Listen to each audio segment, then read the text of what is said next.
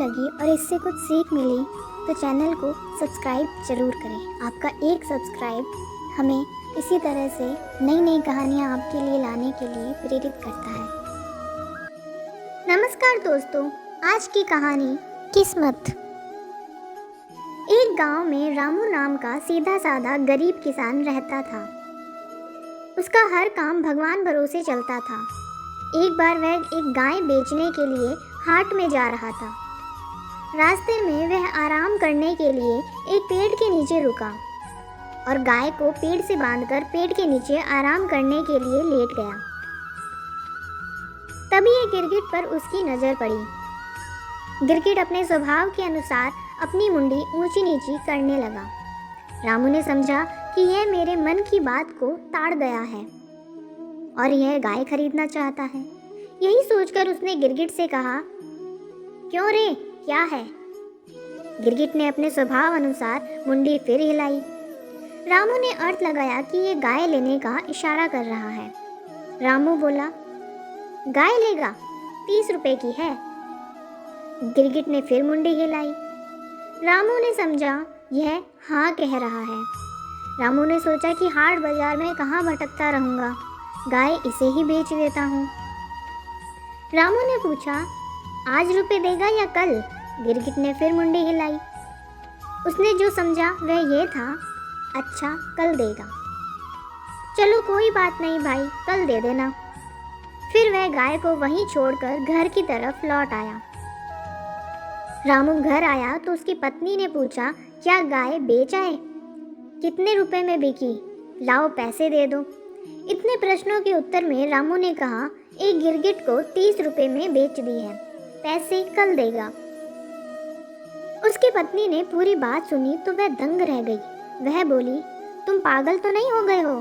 कहीं गिरगिट भी गाय खरीदते हैं और वह पैसे कैसे देगा?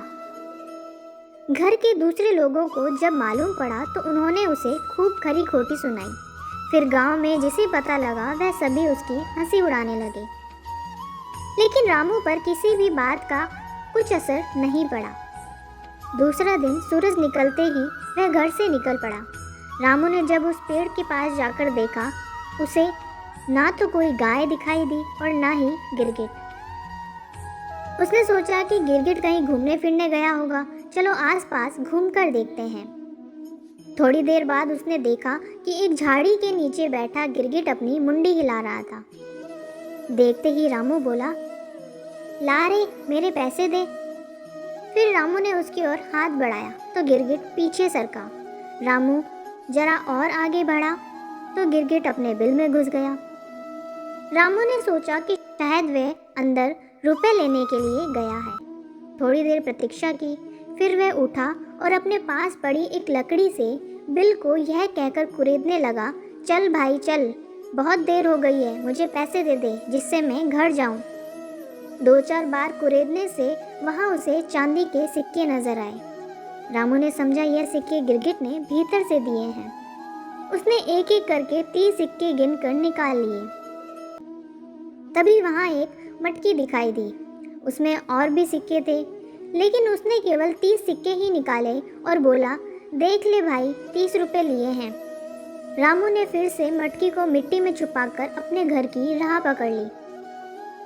घर जाकर सिक्कों को अपनी पत्नी को देते हुए उसने सारा किस्सा अपनी पत्नी को सुनाया। उसकी सारी बातें एक पड़ोसी बड़े ध्यान से सुन रहा था। उस पड़ोसी ने लालच में सोचा कि मैं अभी जाकर वह मटकी ले आता हूँ। रात को वह उस जगह पहुँच गया जहाँ से रामू ने सिक्के निकाले थे। उसने धीरे धीरे उस जगह की मिट्टी को हटाया तो वहाँ उसे एक मटकी दिखाई दी। मटकी के अंदर जब उसने देखा तो उसमें बहुत सारे बिच्छू दिखाई दिए। जैसे तैसे रामू के पड़ोसी ने मटकी को ढका। फिर सोचने लगा कि रामू ने मुझे धोखा दिया है और झूठ बोला है। यहाँ कहाँ सिक्के हैं? उससे बदला लेना चाहिए। यह मटकी उसके घर के छत पर से उसके ऊपर डाल देनी चाहिए। जब बिच्छू काटेंगे तो बच्चा झूठ बोलना भूल जाएगा। यही सोचकर उसने मटकी का मुंह अच्छी तरह बांधा और घर की ओर चल पड़ा।